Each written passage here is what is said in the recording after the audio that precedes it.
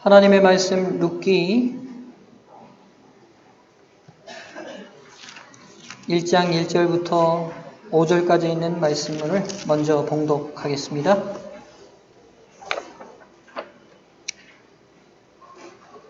룻기 1장 1절부터 5절까지 있는 말씀입니다.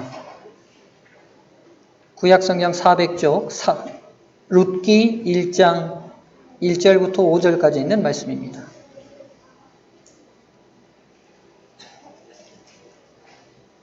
제가 봉독하겠습니다. 우리 성도님들 눈과 마음으로 따라 읽으시면 좋겠습니다.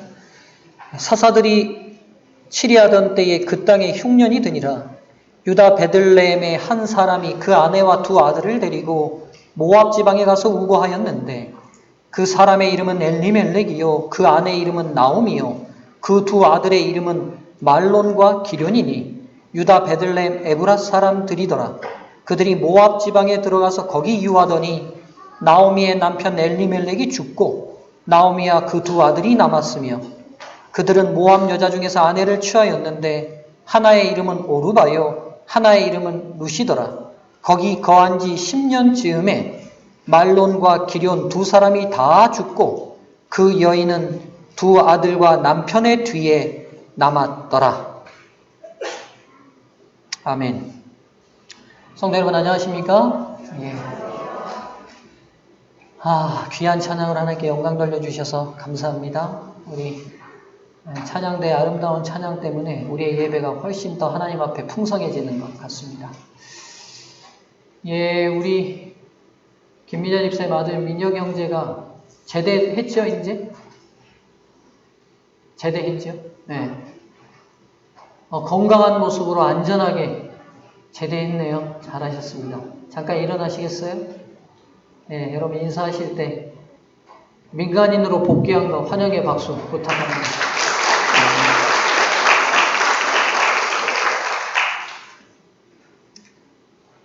네, 우리 또 조혜숙 집사님의 막내 아드님이신 우리 황 집사님 또 먼 길 새벽같이 오신 것 같습니다. 환영합니다. 네.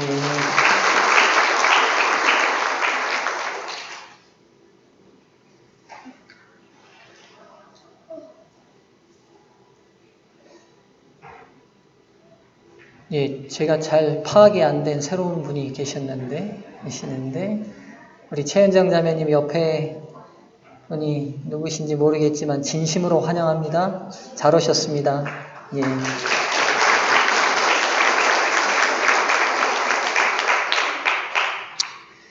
여러분, 오늘 말씀을 선포하기 전에 두 가지 질문을 좀 드리겠습니다. 첫 번째 질문입니다.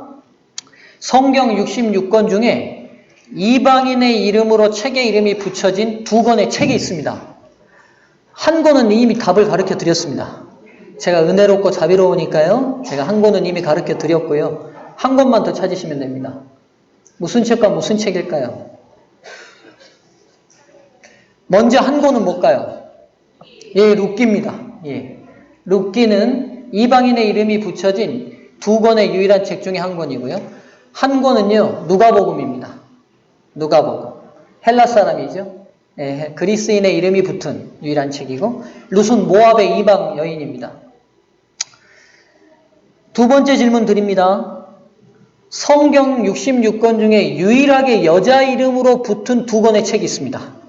한 권은 미리 다 가르쳐 드렸습니다. 예, 맞습니다. 룻기와 에스더입니다.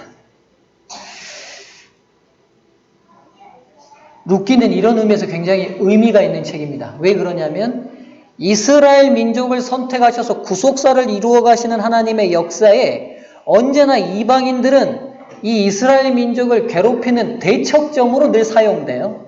특별히 모압 민족은 더 그렇습니다. 근데 이 모압 여인이 이 이방인의 이름으로 이 책이 이름이 붙었어요. 또 한편 성경시대에는 언제나 대표성을 남자가 지니잖아요. 그래서 때로는 그 여자의 존재감이 굉장히 약한 시대가 성경시대인데 그 여자의 이름으로 성경의 이름이 붙은 게 또 룻기입니다. 이 사실을 통해서 한 가지를 분명히 알게 되는데 하나님 앞에서는 인종이든 사람이든 성별이든 차별 없이 모두 다 그 중요성과 쓰임에 있어서 하나님 앞에 귀한 쓰임으로 쓰일 수 있다는 사실을 이 룻기가 저희에게 보여줍니다. 이스라엘 사람들이 이 룻기를 참 의미 있는 성경으로 다루었습니다. 왜냐하면 이스라엘이요, 바벨론 포로기 이후 지금 현대 이스라엘도 5가지의 중요한 명절을 귀하게 여기는데 이 명절 때마다 읽는 특별한 책들이 있습니다. 이 5대 귀하게 여기는 명절이 첫 번째는 유월절입니다. 두 번째는 오순절이고요. 세 번째는 앞달 9일입니다. 이게 무슨 날이냐면요, 예루살렘 성전이 멸망받은 날입니다. 이 날을 그들이 굉장히 귀하게 여겨요. 슬프게 여기고요. 네 번째는 초막절입니다. 그리고 5번째는 부림절입니다. 여러분, 부림절이 무슨 절기인지 아신가요? 에스더서와도 관계되어 있죠. 하만으로부터 페르시아 안에 있는 모든 유대인들이 학살당하고 죽임당할 그때의 에스더를 통해 하나님이 구원하신 그 일을 기억하여 지키는 명절이 부림절입니다. 이 5개 명절 때마다 특별히 성경 5권의 어느 부분을 5권을 선택해서 읽혀지는 특별한 책들이 있습니다. 그 책이 6월절에는 뭐 읽을 것 같습니까, 여러분? 예? 출애굽기요? 너무 길지 않습니까? 읽기에는. 특별 행사로 읽기에는 일단은 힌트를 드릴게요. 이 특별 행사가 모두가 모여서 특별 행사를 하는데 너무 길면 청중들이 힘들어 하겠잖아요. 그러니까 일단은 좀 짧은 성경책이겠죠? 민수기도 깁니다. 제가 길다고 이렇게 힌트를 드렸는데 자꾸 긴 걸 선택하네요. 뭘 읽을 것 같습니까? 6월절은. 힌트를 더 드릴게요. 6월절은 이스라엘과 하나님의 사랑이 시작된 명절입니다. 그렇습니다. 찬양대가 역시 아가서를 읽습니다. 노래 중에 노래, 사랑의 노래인 아가서를 6월절에 읽는 특별한 책입니다. 오순절, 77절에는 무슨 책을 읽을까요? 예? 누가 금방 뭐라고 그랬네? 룻기? 누가 룻기라고 말했습니까? 제 귀에 그렇게 들렸나 보네요. 룻기 맞습니다. 오순절에는 룻기를 읽습니다. 이유가 있어요. 오순절 때는 뭐가 시작이 되냐면 보리 추수가 시작되는데요. 룻기의 배경이 보리 추수기입니다. 이 룻기가 보아스와 약혼한 시기가 이 시기예요. 그래서 이 오순절 때는 룻기를 읽습니다. 기왕 얘기가 나왔으니까 앞달 9일 예루살렘의 멸망 때는 무슨 책을 읽을까요? 슬픈 날이잖아요. 슬프다고 이름이 붙은 책이 있잖아요. 에레미야 예가를 읽습니다. 에레미야 예가를. 그 다음에 장막절에는 무슨 책을 읽을까요? 힌트를 드리죠. 초막절에는 전부 다 집 앞이나 옥상에다 뭘 지어요? 뭘 지어요? 텐트 치잖아요. 텐트. 그쵸? 텐트. 텐트를 다 쳐서 그 초막에서 그들이 생활하잖아요. 즉 그들의 삶이 곧 허무하고 하나님 나라로 옮겨갈 것에 대한 허무함을 기록한 책 뭐가 있습니까? 전도서를 읽습니다. 전도서를. 마지막 5번째 부림절에는 뭐 읽겠습니까? 당연히 부림절을 탄생시킨 에스더서를 읽습니다. 에스더서. 공부만 좀 하려고 그러면 눈동자가 다 이렇게 힘들어 보여가지고 정보를 드리기가 어렵네요. 예. 여러분, 그래서 이 룻기는 이스라엘 민족 역사에도 굉장히 가까운 책입니다. 오늘 제가요, 이 3월 3주 동안, 오늘부터 시작해서 3주 동안 이 룻기를 강해하려고 생각합니다. 이 룻기를 강해하려는 여러 이유 중에, 몇 이유 중에 하나가 보리 추수기가 가까워오니까 또 있고요. 어제가 세계 여성의 날이어서도 있고요. 그리고 제가 방문 다니면서 여러 성도들의 아픈 상황들을 보면서 이 룻기를 좀 강해야겠다는 강렬한 열망을 받아서 룻기를 3월 석주를 거쳐서 룻기 강해를 안식일 설교마다 드리도록 하겠습니다. 룻기서에 굉장히 중요한 특징이 한 가지 있습니다. 뭐냐면요, 기적이 기록되어 있지 않습니다. 기적이. 이게 왜 특징이냐? 여러분, 룻기는 어느 시대를 얘기하고 있습니까? 어느 시대를? 우리가 지금 1절 읽었죠? 무슨 시대예요? 사사시대예요. 그러니까 사사기와 연결된 시대예요. 즉 이 룻기는 사사시대 때 일어났던 한 가정의 이야기입니다. 근데 여러분 사사기는요 읽어보면요 기적이 굉장히 많이 나옵니다. 천사의 방문도 있고요. 기도원 이야기만 봐도 그러잖아요. 그렇죠? 양털에 물이 흠뻑 젖기도 하고 흠뻑 안 젖기도 하고 그렇죠? 하나님의 기적적인 역사들이 사사기는 굉장히 많이 기록되어 있는데 이 룻기는 특이하게도 천사의 방문이라든지 어떤 기적도 기록되어 있지 않는 성경입니다. 그래서 제가요 이 룻기 총 주제를 뭐라고 정했냐면 기적 없는 기적의 삶이라고 정했습니다. 룻기 이 총 주제는 기적 없는 기적의 삶입니다. 기적이 기록되어 있지 않아요. 그런데 놀라운 건 뭐냐면 기적 같은 삶을 이 룻기의 가정을 통해서 하나님께서 이루어내십니다. 과연 어떤 내용으로 저희에게 하나님의 섭리와 사랑을 보여주실지 내 안식일 은혜 받을 준비를 하시고 예배에 임하시면 좋겠습니다. 룻기에는 3명의 중요한 인물들이 있죠. 여러분 한번 얘기해 보시겠습니까? 일단 룻기니까 누구야? 네, 룻이죠. 네, 룻이죠. 그 다음에 이 룻에게 신앙을 전수한 그의 시어머니 나오미, 그 다음에 룻과 새롭게 결혼하여 다윗 왕가를 낳은 보아스, 3사람입니다. 제가 매 안식일 이 3사람을 한 명 한 명 중심에 놓고 설교하겠습니다. 오늘은 이 첫 번째 시간으로 나오미에 대한 설교의 말씀을 드리려고 합니다. 오늘의 설교 제목은 슬픔 속에 기쁨을 지닌 여인 나오미라는 제목으로 말씀을 전하겠습니다. 저희가 봉독한 지금 룻기 1장 1절부터 5절까지를 보면 이 한 사람의 가정사를 기록하고 있는데요. 참 딱하기 그지없는 역사가 기록되어 있습니다. 먼저 이 시대는 사사들이 치리하던 때라고 기록하고 있어요. 여러분들 우리가 사사시대가 어떤 시대인지 다 이해하시고 아실 겁니다. 지금 바로 룻기 위에 보면 사사기의 제일 마지막이 이렇게 끝이 나고 있어요. 21장 25절. 그때 이스라엘이 왕이 없으므로 사람이 각각 그 소견에 옳은 대로 행하였더라. 이게 무슨 말씀입니까? 왕이 없어서 각자 사람들이 자기 원하고 마음에 바라는 대로 행했대요. 이렇게 기록해놨지만 우리가 사사기의 역사를 다 읽어보면 얼마나 혼돈스럽고 무질서한 시대인지 충분히 알고 있습니다. 사사기는요 왕이 없었던 게 아니라 왕이신 하나님을 인정하지 않은 시대, 곧 각자가 왕인 것처럼 행동했던 시대. 그러다 보니까 힘 있는 사람들이 없는 사람을 압제하고 가난하고 충성된 백성들이 고난받았던 시대, 하나님의 공의가 실행 안 됐던 시대, 즉 굉장히 혼란스러웠던 시대가 사사시대였습니다. 이 사사들이 다스리던 시대에 유다 베들레헴에 흉년이 들었어요. 여러분 흉년은요 성경시대 흉년은 한 자연스러운 자연재해가 아닙니다. 왜냐하면 하나님은 이스라엘과 언약을 맺었고 그 언약이 하나님 안에서 정상적으로 잘 진행될 때는 하나님이 그들에게 축복하시겠다고 약속하시고 그들이 이 언약을 배반할 때에는 저주하겠다고 또 약속을 맺으셨어요. 이 축복과 저주에 대한 약속이 언약서인 성경 2권에 기록되어 있는데 레위기 26장과 신명기 28장입니다.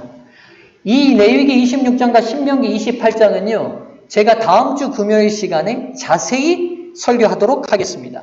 여하튼 이 축복과 저주 가운데 보면 어떤 저주가 있냐면 너희가 하나님과의 언약을 파기할 시에는 비를 내리지 않겠다는 하나님의 저주 약속이 있어요. 레위기 26장 19절과 20절 제가 읽겠습니다. 내가 너희의 세력을 인한 교만을 꺾고 너희 하늘로 철과 같게 하며 너희 땅으로 녹과 같게 하리니 너희 수고가 헛될지라 땅은 그 산물을 내지 아니하고 땅의 나무는 그 열매를 맺지 아니하리라. 그러니까 하나님께서 비를 내리지 않으시겠다는 저주된 약속이 있어요. 그럼요.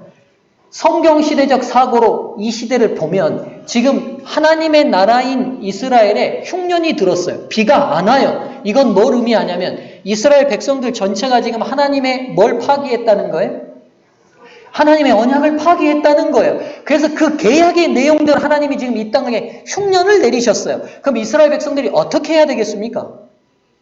이 회개하고 하나님께로 돌이키라는 하나님의 사인으로 받아들여야 돼요. 근데 지금 유다 땅 베들레헴 이 엘리멜렉 집 사람들은요 흉년이 드니까 어떻게 해버린 거예요?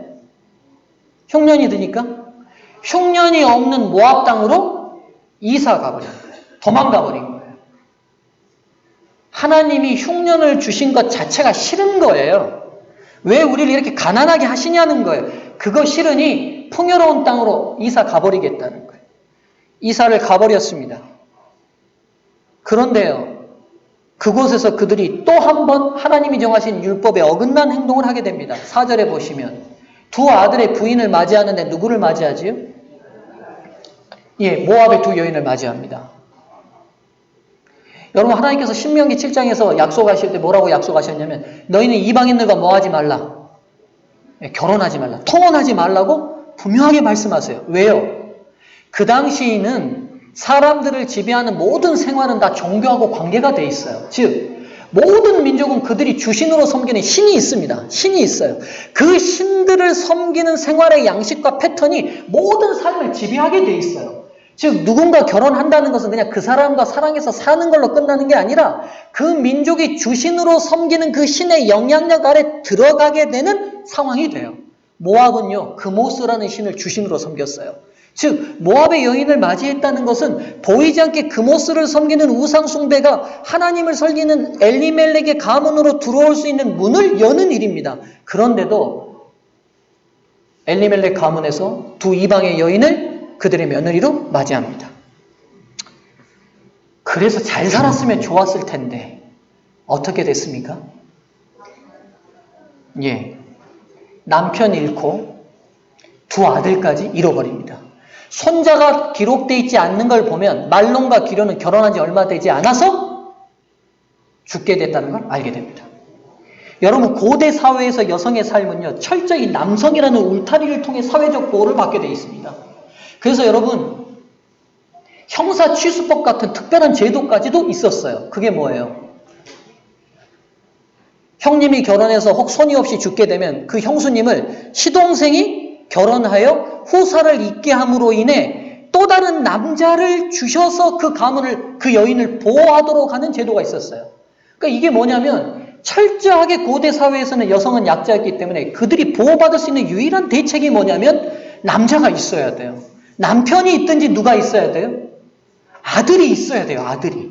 근데 이 여인에게 가져갔던 모든 재산을 다 탕진하고 끝나는 가난만 초래됐던 문제가 아니라 남편도 잃고 두 아들마저 다 잃어버려서 사회적으로 보호받을 수 있는 어떤 울타리도 다 무너져버린 상황에 처하게 됩니다. 모든 희망이 이 여인에게서 사라진 시간이죠. 나오미에게 임한 고통과 아픔은 너무 당혹스러운 일이었을 것입니다. 여러분, 이게 성경이 얘기하고 있는 나오미 집안이 당한 경우입니다. 이제 좀 더요. 나오미가 왜 이방 땅으로 갈 수밖에 없었는지, 왜 이방 여인을 맞이하여 며느리를 삼았는지를 좀 더 심도 있게 한번 생각해 보면 좋겠어요. 그런데 추론할 수 있는 방법이 별로 없어요. 이 이야기 외에는요.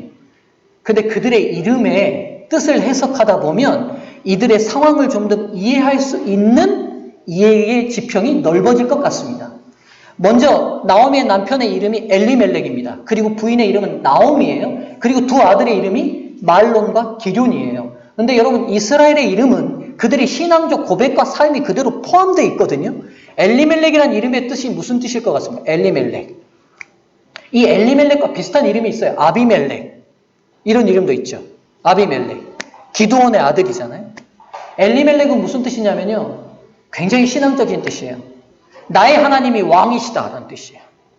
그러니까 엘리멜렉의 가정적 분위기와 배경을 알 수 있어요. 이 가정은 신실하게 누구를 왕으로 인정하는 집안이에요.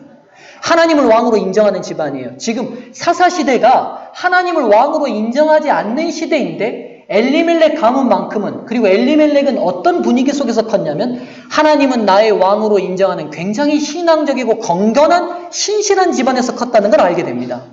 나오미의 이름의 뜻은 뭘까요? 기쁨, 즐거움, 유쾌함이란 뜻입니다. 기쁨, 즐거움, 유쾌함. 그러니까 하나님을 나의 왕으로 모시는 남자가 기쁨인 여자를 만났어요. 즐거움인 여자를 만났어요. 이 두 사람의 이름을 결합해서 상상해 보면 이거 같아요. 아비멜렉과 나오미의 결합은 하나님을 왕으로 인정하는 것이 우리의 기쁨이라고 여기는 두 부부의 결합이었던 것 같아요. 하나님이 이런 만남을 만났으면 복을 내리셔야 됩니까? 안 내리셔야 됩니까? 복을 내리셔야 되는 게 맞을 것 같아요. 그게 하나님의 공의일 것 같아요. 그런데 그래서 두 아들을 얻었는데 이 아들의 이름이 뭐라고요?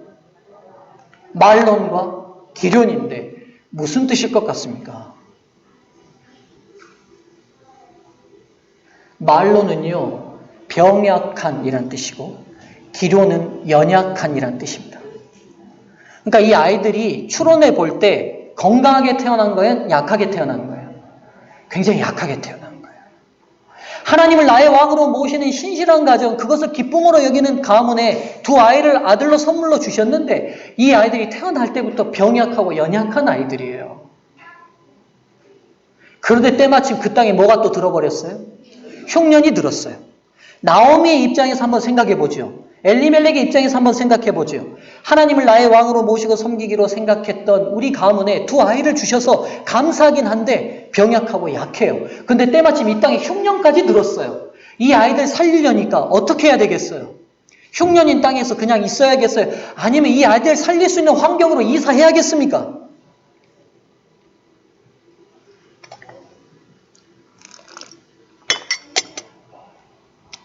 이사하는 게 낫겠어요? 아니면 하나님의 저주가 다 물러갈 때까지 참고 인내하며 그 자리에서 있어야겠습니까?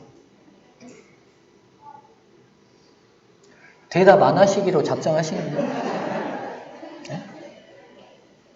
네? 여러분이 대답을 아멘도 하시고 대답도 하시고 저는 이미 뭐 뒤에 등이랑 땀이랑 겨드랑이랑 지금 다 젖어서 설교를 하는데 제가 불쌍하지도 않습니까? 어떻게 사람들이 그렇게 모집니까? 네?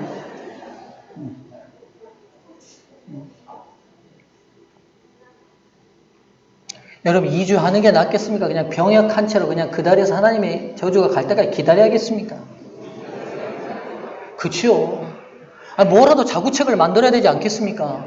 하나님이 우리에게 은혜를 내리시지 않는 것 같으면 어떻게라도 엄마 된 아빠 된 도리로서 이 아이들 살리려면 살 수 있는 환경으로 가야 되지 않겠습니까? 제가 볼 때는 그들이 모압으로 이주하는 게 이런 이유가 아니었을까? 물론 여러분 이게 어떤 영감의 글도 이렇게 얘기하고 있지 않습니다. 제가 성경적으로 그냥 추론해 본 거예요. 제가 나오미 입장에서 그를 좀 변호해 보는 겁니다. 엘리멜렉 입장에서 변호해 보는 거예요. 이주했습니다. 10년쯤 살다 보니까 아이들이 장성했어요. 장가는 보내야 될 거 아닙니까? 그치요? 율법에는요, 이방의 여인과 결혼하지 말라고 돼 있어요. 그럼 이방의 여인과 결혼 안 시키고 두 아들을 총각 귀신으로 늙혀서 죽이는 게 낫겠습니까? 이방의 여인이라도 데려다가 결혼시키는 게 낫겠습니까? 여러분들이 제 질문에 지금 다 말려가지고 다 믿음 없는 대답을 이렇게 하시니까 우리가 여러분 현실적으로 생각해 보면요. 하나님의 율법은 그렇지만 때로 우리 판단으로 우리 생각으로 하나님은 대답이 없으시니까 그냥 우리 생각에 그렇게 그냥 하는 게 나을 것 같아서 이런 선택을 할 때가 있잖아요. 그러니까 지금 나오미와 엘리멜렉을 보면요. 믿음이 없는 게 아니라 믿음이 있지만 정말 이 현실 속에서 어쩔 수 없는 한 연약한 신앙인의 모습을 보게 되지 않습니까? 깊이 생각해보면 우리의 모습 아닙니까? 저의 모습인 것 같기도 해요. 하나님의 약속은 분명하고 하나님의 제시하시는 길은 분명한데 때로는 현실 속에서 그 길대로 가기가 걱정스러워서 적당한 타협점을 찾는 우리의 모습이 이 나오미와 엘리멜렉의 모습이 아닌지 모르겠습니다. 근데요, 이들의 불행이 여기서 끝나지 않습니다. 두 아들이 죽어버리고 본인은 백상과부가 되고 두 며느리는 청상과부가 되는 아픔을 겪게 됩니다. 참 불쌍한 여인이에요. 참 안타까운 여인입니다. 신앙대로 믿음대로 산다고 살았는데 얻어진 결론이 이거예요. 나름 최선을 다하고 열심히 살고 할 수 있는 방법을 찾았는데 얻어진 결론이 여기에요. 하나님이 여인에게 어떻게 하셔야겠습니까? 근데 나오미가요. 그렇게 결론을 얻고 난 다음에 취한 행동이 6절과 7절입니다. 함께 보겠습니다. 그가 모압 지방에 있어서 여호와께서 자기 백성을 권고하사 그들에게 양식을 주셨다함을 들었으므로 이에 두 자부와 함께 일어나 모압 지방에서 돌아오려 하여 있던 곳을 떠나고 두 자부도 그와 함께 하여 유다 땅으로 돌아오려고 길을 행하다가, 그러니까 나오미가 무슨 생각을 했냐면 남편도 잃고 자식도 잃고 다 잃어버린 그 순간 어디로 다시 돌아가야겠다? 유다 베들레헴 자기의 고토로 돌아가야겠다는 생각을 하고 그대로 실천하는 모습을 보입니다. 여러분요, 금이 환향이라는 말은 있는데 망해서 고향 갔다는 말이 있습니까? 없습니까? 있어요? 없어요? 제가 볼 때는 세속에서는 못 들어봤습니다. 속세에서는 그런 말 못 들어봤어요. 여러분, 차라도 비싼 거 타야 추석 때, 설날 때 고향 가지. 성공 못하면 고향 땅 잘 밟아요? 못 밟아요? 못 밟아요. 안 밟아요. 세속의 세상은 그래요. 세상의 상식은 그래요. 근데 여러분, 성경의 상식은 다른 것 같아요. 쫄딱 망했어요. 그리고 여러분 벌다시피 엘리멜렉 집안은요, 베들레헴에서 유력한 집안이었습니다. 가진 게 많았던 집안이에요. 그러니까 떠날 때요, 재산 다 정리해서 떠났으니까 꽤 많은 부를 가지고 떠났을 것인데 재산 다 날리고 남편 잃고 자식 다 잃어버리고 과부 돼가지고 초라하게 자기 다 아는 고향 사람들한테 그 모습 보이러 돌아온다는 거 결코 쉬운 일 아니고 현실에서는 불가능한 일입니다. 현실에서는 불가능한 일이에요. 근데 이 나오미의 믿음이 굉장하다는 사실을 여기서 발견하게 돼요. 비록 그가 이방 여인을 며느리로 받아들이고 하나님이 주신 땅 버리고 도망갈 만큼 믿음이 없는 행동을 보였지만 그의 근본적인 믿음이 있어요. 무슨 믿음이 있냐면 하나님이 나한테 복은 안 주실 것 같다라고는 생각하지만 하나님을 포기하지는 않습니다. 여러분 제 말 이해되시죠? 무슨 말씀이신지. 하나님이 나에게 세상적인 복을 주시는 분이라고는 못 믿겠어. 그러나 그 하나님을 포기하고 싶지는 않아요. 다 무너지고 난 다음에 얻어진 생각이 이분이 내 팔자를 바꿔줄 것 같지는 않아. 그러나 그분이 약속한 땅으로 다시 돌아가서 그분하고 같이 지내고는 싶어요. 이게 나오미의 믿음입니다. 사랑하는 성도님들이시여, 우리가 기대하는 삶이 주어지지 않고 이유를 알 수 없는 고난이 일어날 때 비록 괴롭죠, 힘들죠, 답답하죠, 원통할 때라도요 주님을 포기하지 않는 믿음으로 나아갔으면 좋겠습니다. 원망할 수 있어요. 답답해할 수 있어요. 하나님 왜 저한테 이렇게 하실 수 있어요? 라고 말할 수 있어요. 그러나 문제는 완전히 하나님과 관계를 단절하지 않고 포기하지 않는 믿음만큼은 지니셨으면 좋겠어요. 왜냐하면 이 믿음 때문에 나오미의 인생은 다시 시작할 수 있었기 때문입니다. 8절부터 18절까지는 이제 나오미와 그의 며느리들과 나누는 대화가 나오는데요. 이 부분은 제가 다음 설교에서 자세히 설명을 드릴 겁니다. 이제 19절부터 21절까지의 말씀으로 가보겠습니다. 이제 나오미가 베들레헴으로 돌아왔어요. 여러 사람들의 환영 속에서 그의 고백을 기록하고 있습니다. 나오미의 귀향은요, 베들레헴 도성의 일대 빅 뉴스가 됐습니다. 조그마한 도성에서요, 꽤 유력했던 집안 나오미가 하나님이 주신 땅 버리고 모압으로 이주했을 때 그때도 이슈였어요. 왜냐하면 이스라엘 백성들에게 땅은요, 단순히 열심히 해서 벌어들인 개념이 아니라 하나님이 그의 가문 대대로 주신 땅이에요. 그러니까 그 땅을 버린다는 건 그들에게 있어서 굉장하게 생각할 수 없는 일인데 그들이 그 땅을 버리고 갔거든요. 그 땅을 버리고. 그러니까 그들이 떠날 때도 이슈였을 거예요. 근데 돌아올 때 10년 만에 돌아오는데 그 모습이 어떻게 돌아왔냐면 남편 잃어버리고 남자 아들 말론과 기론 다 잃어버리고 이방인 여자인 젊은 여자아이 하나가 딸랑딸랑 따라오는데 그 아이가 며느리라는 거예요. 제가 보니까요, 여성들이 경제적으로 편안하고 남편들이 잘해주고 뭐 아무 걱정이 없으면 일단 피부 때깔이 달라지더라고요. 우리 안사람 때깔이 어쩐지 모르겠네. 사람의 심리적 편안함은 다 어디로 나타납니까? 이게 나타나요. 고개를 숙이는 여성분들은 왜 그러십니까? 예. 제가 전혀 그렇게 생각하지 않으니까 걱정하지 마십시오. 여러분, 그러니까 지금 이 나오미의 몰골이 어떻겠습니까?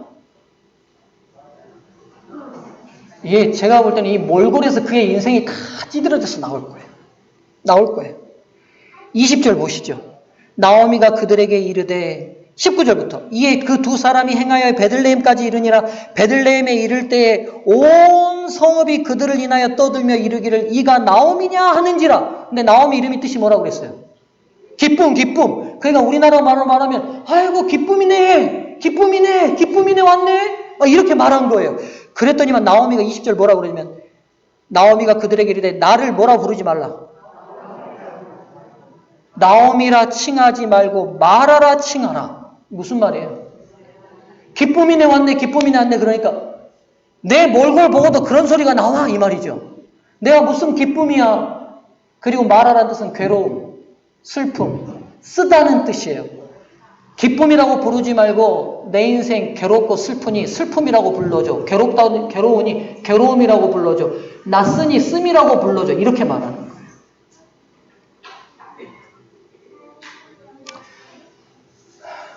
혹시 이 자리에 계신 성도님들 중에요, 자신을 향해 이렇게 말하고 싶은 성도님들 혹시 계십니까? 목사님, 제 인생은 기쁨이 아닙니다. 괴롭습니다. 씁니다.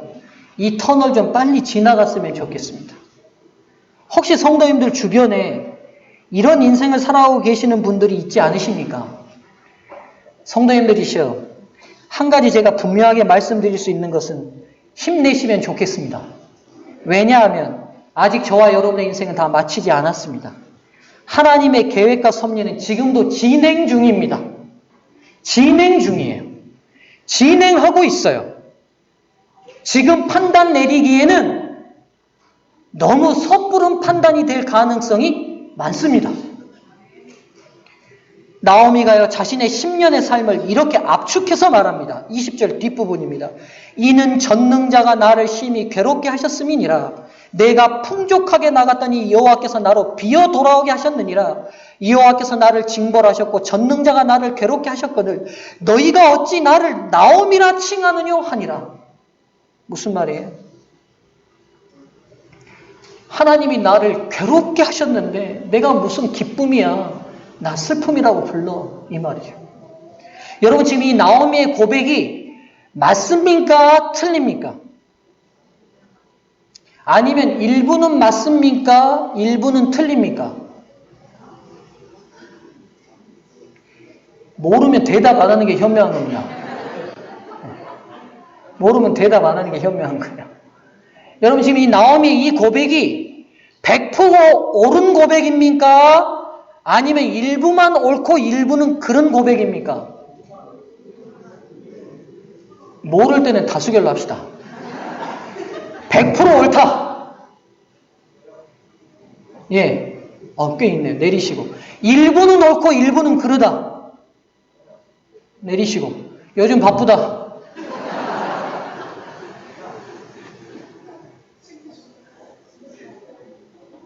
승유가 들었습니다.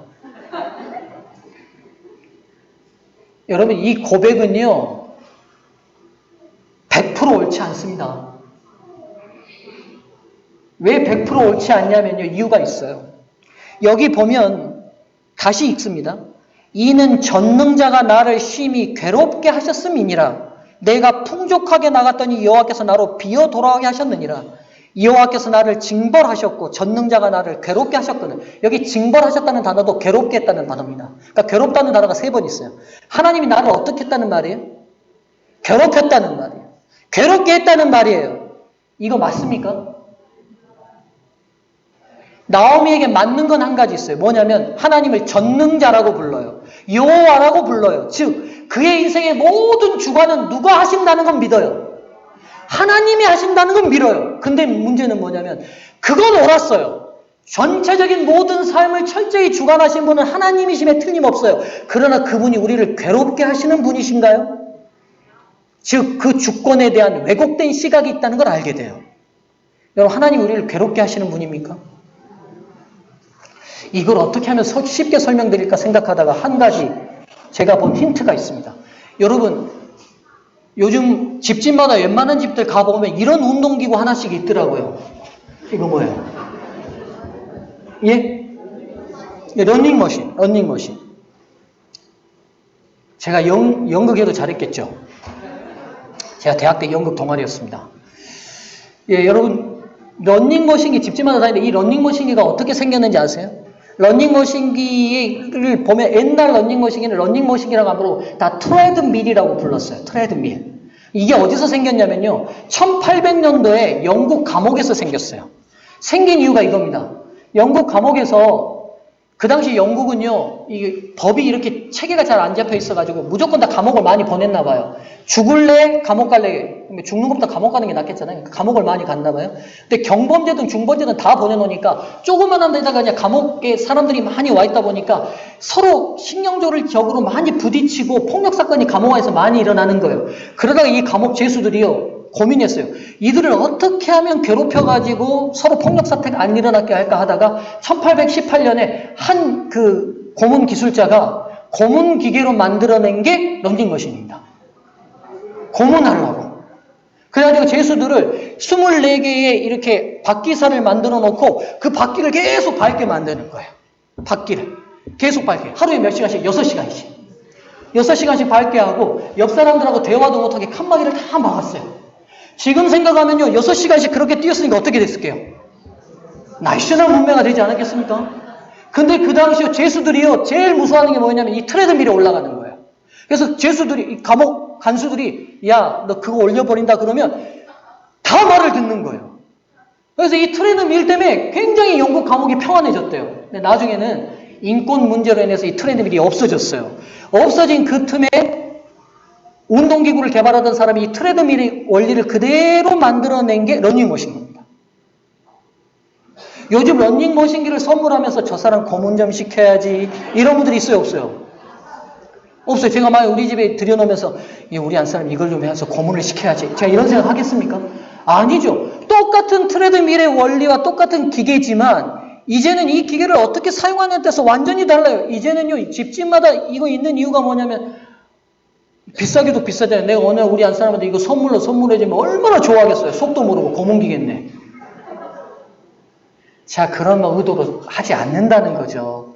지금 제가 드리는 말씀을 알겠죠. 우리 인생 가운데 만나는 여러 예기치 못하는 고난들과 우리가 시련이라고 생각하는 이 모든 것들을 누가 통제하고 계시고 누가 붙들고 계시다는 거예요? 하나님께서요. 그럼 하나님이 붙들고 계시는 동안 이것들이 우리를 고문시키려고요? 우리를 괴롭히려고요? 우리를 힘들게요? 우리를 낙심시키려고요? 아니라는 거죠. 이걸 통하여 우리를 어디로요? 더 복된 에덴에 가까이 이끌려고 하신 게 아니라는 겁니다. 성도님, 그래서 나오미가요, 착각한 게 있어요. 무슨 착각을 했냐면 본인이 주어진 환경을 가지고 하나님을 이해하고 해석하려고 했어요. 무슨 말인지 이해되시죠? 그러다 보니까 본인이 원치 않는 남편의 상실, 자녀의 상실들, 이 환경들을 볼 때 하나님은 나를 괴롭히시는 분이 아니에요. 괴롭히시는 분이죠. 내가 원치 않는 것들을 계속 당하게 하세요. 그런 환경을 가지고 하나님을 해석하니까 하나님은 나를 괴롭히시는 분이 아니겠어요? 근데 여러분 기억하셔야 돼요. 하나님의 사랑을 통하여 우리의 환경을 해석해야 돼요. 무슨 말인지 이해되세요? 하나님은요, 우리 사랑이시고 우리를 가장 아끼시는 분이세요.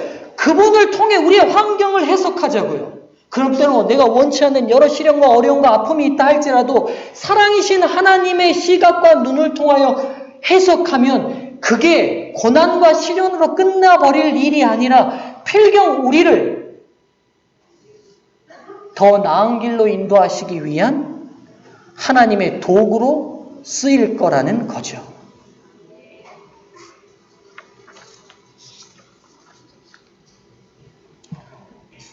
사랑하는 성도님들이시여, 많은 신앙인들이, 저도 때로는 제 주변에 주어진 환경의 조건 때문에 하나님을 해석합니다. 경제적으로 어렵고 힘들고 가정에 문제가 생기고 이렇게 생길 때 왜 다른 사람에게 주어진 복과 하나님의 은혜가 왜 나에게는 오지 않을까? 하나님이 나를 사랑하지 않는 건가? 내 무슨 죄 때문에 하나님이 나를 벌 주시는 건가? 여러분, 이런 시각으로 하나님을 해석하지 않게 되기를 바랍니다. 여러분, 하나님은 사랑이세요. 어떤 사랑이시냐면 본인을 죽어서라도 우리를 구원시키려는 사랑이세요.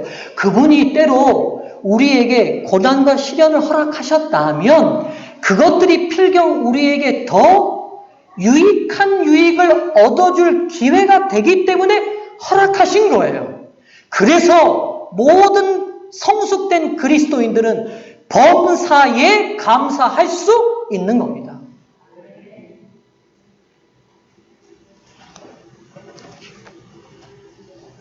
제가 오늘 새벽에 설교를 정리하고 마치면서 번뜩 떠오르는 찬양이 있었어요. 467장입니다. 한번 펴보실까요? 467장입니다.